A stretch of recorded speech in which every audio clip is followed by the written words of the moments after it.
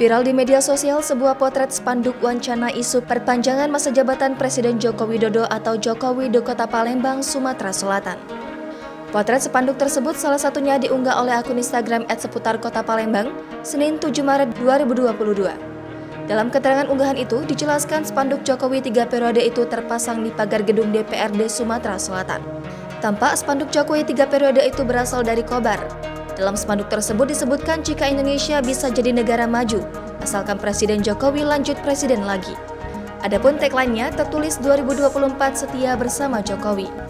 Potret spanduk Jokowi 3 periode ini pun ramai dikomentari warganet. Bahkan tak sedikit warganet yang berkomentar terkait kepemimpinan Jokowi selama ini.